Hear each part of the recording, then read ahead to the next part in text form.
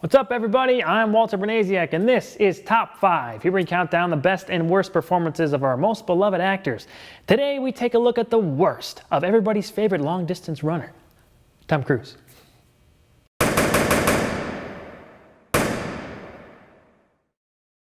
Last week, we discussed his best, but now it's time to get down to the worst. Tom Cruise, in general, is a likable and bankable star, but he can be hit or miss. Some ups and downs in his career have led to some interesting parts for him to play. So with his newest movie, Jack Reacher Never Go Back, hitting theaters a couple weekends ago, let's take a look at the top 5 worst Tom Cruise performances. Number 5. Joseph Donnelly in Far and Away. Cruise plays an Irishman who comes to America in search of land that he can claim as his own. Like a few other movies from around this time period, Nicole Kidman is there too. After his father dies and his house is burned to the ground, Joseph Donnelly and his rich landlord's daughter Shannon sneak away to America looking to claim open land for themselves in Oklahoma. However, they get stuck in Boston where Shannon works as a feather plucker and Joseph takes up bare-knuckle fighting to help keep them afloat. As an affection builds between the two, they are casted out on the street. With no home, Joseph wonders if Shannon would be better off without him. So Cruise isn't all that bad in this. Actually, there are a few parts when he's quite good. His performance starts to take a turn when the movie goes off the rails a little bit about an hour and a half into this 2.5-hour affair. Yeah, it's a long movie that feels very long. I think everyone suffers from this as the third act of this film drags all the performances down with it. By the time we get near the end, we care less about Cruise's character and it turns very sappy. Cruise doesn't play those romantic scenes very well in this, but he does punch a horse. The very ending is also pretty ridiculous and more over the top than the rest of the movie. I won't spoil it for you, but see if you can find the last scene. It's very out of place. Ron Howard directed this continent-spanning epic, and while Cruise gets a few good moments in, we all know he's done much, much better. Number 4. Stacey Jaxx in Rock of Ages. Tom Cruise plays an aging rock star in the late 80s. I can actually see him doing pretty great with a role like this. Unfortunately, he plays Stacey Jaxx in a bad movie that calls for this character and his performance to go in the wrong direction. Based on the rock jukebox musical, Rock of Ages features the songs of Journey, Bon Jovi, Def Leppard, and others. It tells the tale of Midwestern singer Sherry Christian, who just arrived in Hollywood looking to make it big. Upon arriving, she meets Drew, a local bar back, and together they work towards making their dreams come true. However, an encounter with rock icon Stacey Jaxx tests their relationship in many ways, both individually and together.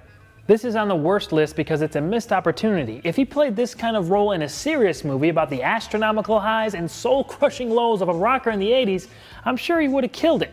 But in this, he's forced to be goofy because this movie is stupid. We have to talk about his singing voice.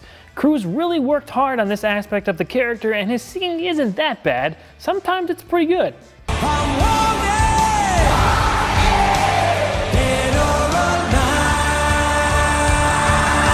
Then sometimes it sounds like he just inhaled a tank of helium. Do you take sugar? Cruise tries to encapsulate the aura of a big rock star like that, and he does hit a few of those characteristics well, but there are times when it's way overdone, and in a movie like this, that's saying a lot. Let me tell you something. I know me better than anyone. Because I live in here. One redeeming thing about the movie is Stacey Jaxx's monkey. I think that the film would have been better if it was just about his misadventures. Hey! Hey, man. Man? Cruise captures something in this role, but it's not good enough to keep it off the worst list. Number 3. Vincent Laria in The Color of Money. This is a well-respected Martin Scorsese movie that features a great performance from Paul Newman. Once again, Cruise isn't all that bad in this one, but some of his character's awkwardness gets in the way of what could have been a really good role for him. In this sequel to 1961's The Hustler, Eddie Felson, a former pool hustler, makes a comeback with a talented yet unfocused young man named Vincent. They go on the road as Eddie teaches Vincent the art of the scam and slowly build up a friendship. However, their ideologies too often clash as they go their separate ways. Eddie then decides to pick up the game once again, and this leads to a showdown between teacher and student in Atlantic City. This is based off the 1984 novel by Walter Tevis. Cruise's character is wildly inconsistent here. When we first see him, he's this eccentric show-off, but as the movie goes along, he goes from a very respectful, reserved character to whiny, to angry, and back to eccentric again, and it doesn't happen in a way that suggests an arc. This results in uneven performance. No, something. I'm a fucking animal. Ah! Animal. I have to mention that Paul Newman won an Oscar for his portrayal of Fast Eddie. It's interesting because it was 25 years since he first played this character in the early 60s. He was great here, and it makes me want to go back and check out the original film. Have you seen The Hustler? Let me know what you think about it in the comments below. As for Cruise, I think if this was just a couple years later, he could have really hung with Newman in The Color of Money, but the way it turned out just sort of left the young star as an afterthought. Number 2. Lestat de Leoncourt in Interview with the Vampire, The Vampire Chronicles. Did somebody say vampire? Bah! Ah! Ah! Ah!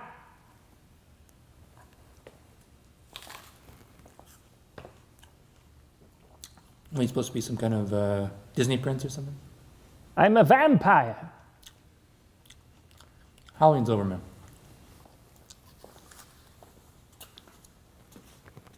Well, now I feel stupid. Based on the Anne Rice novel, a vampire named Louis tells his history to an enthusiastic biographer. His tale starts after the death of his family when he's confronted by a vampire named Lestat and is convinced to join him as a creature of the night. The depressed Louis and fun-loving Lestat butt heads on almost everything, and the relationship is made even more complicated when Lestat lets a young girl named Claudia join their family. This movie is very sexual. I know that vampires have almost always had that characteristic about them, but this movie is drenched in weird, dull sexuality. Like everything they do is over-sexualized. Where are we going?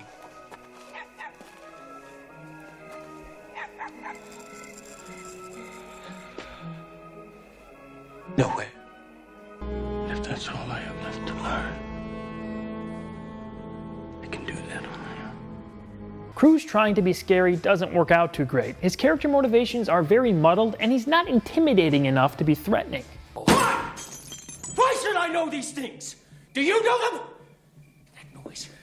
It's driving me mad. That noise!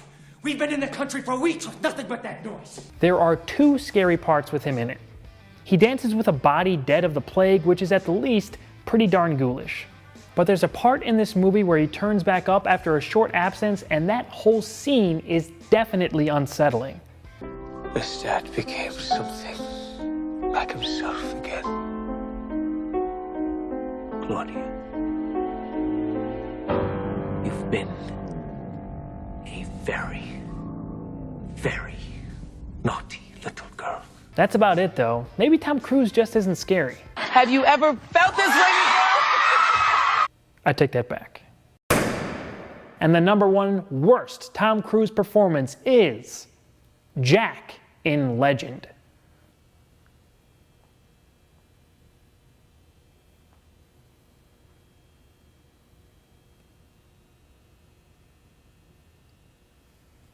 Tom Cruise in Legend.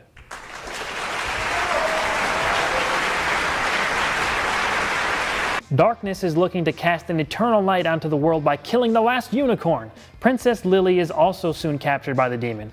Now, Forest Boy Jack and his magical friends must do everything they can to stop darkness and save the world. Directed by Ridley Scott, Legend is an interesting movie. I actually enjoyed a good portion of it. The makeup and effects work in this movie are amazing. So before we get into Cruise's performance, I want to talk about what I like in this movie. Number 1, Devil Tim Curry. Dude, he looks amazing. I love it. He's fantastic in this. That voice is perfect, and the costume and makeup on Darkness is phenomenal. Also, Meg Mucklebones, the Swamp Witch, was legitimately one of the best effects I've ever seen. It made me audibly say, wow. The work that went into making that character more than paid off. Can't say enough good things about that scene. You simply don't see effects work like that nowadays. It's really refreshing to not see a CG cartoon there. By the way, love Frankie Muniz as Gump.